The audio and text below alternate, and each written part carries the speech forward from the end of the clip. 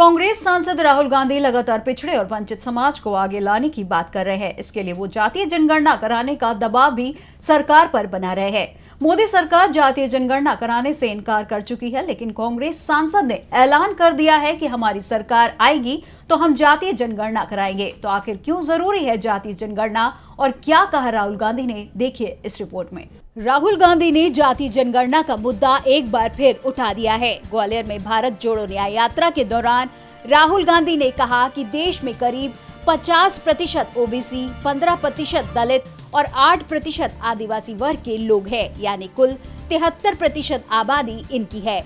लेकिन आपको देश की बड़ी बड़ी कंपनियों के मैनेजमेंट में एक भी ओबीसी, दलित और आदिवासी वर्ग का व्यक्ति नहीं मिलेगा। हमने जातिगत जनगणना की बात की तो नरेंद्र मोदी कहते हैं कि देश में सिर्फ दो जातियां हैं, अमीर और गरीब।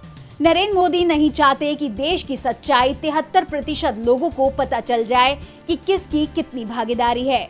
राहुल ने कहा कि देश के 73% लोग बड़े बड़े अस्पतालों, निजी स्कूलों के मैनेजमेंट में नहीं दिखते हैं, लेकिन मनरेगा ठेका मजदूरों की लिस्ट में दिख जाएंगे। अगर ये 73% लोग मनरेगा ठेका मजदूरों की लिस्ट में दिख सकते हैं तो ये लोग बड़े बड़े अस्पतालों, निजी स्कूलों, कंपनियों के मैनेजमेंट में क्यों नहीं?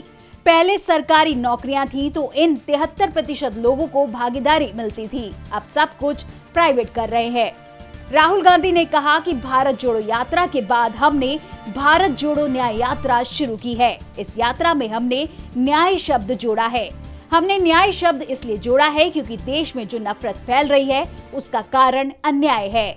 देश में 40 साल में सबसे ज्यादा बेरोजगारी है क्योंकि पीएम मोदी ने जीएसटी और नोटबंदी कर छोटे उद्योगों को खत्म कर दिया है। पीएम मोदी को चंद उद्योगपतियों की ही चिंता है, गरीब और युवाओं की नहीं। देश के युवा पहले मेहनत कर सेना में जाते थे तो उन्हें आदर सम्मान मिलता था। देश पर कोई जवान कुर्बान हो जाता था तो उसे शहीद का दर्जा मिलता था। अब अग्निवीर योजना आने के बाद सैनिकों के साथ भेदभाव हो रहा है, ये अन्याय है। डीबी लाइव की रिपोर्ट।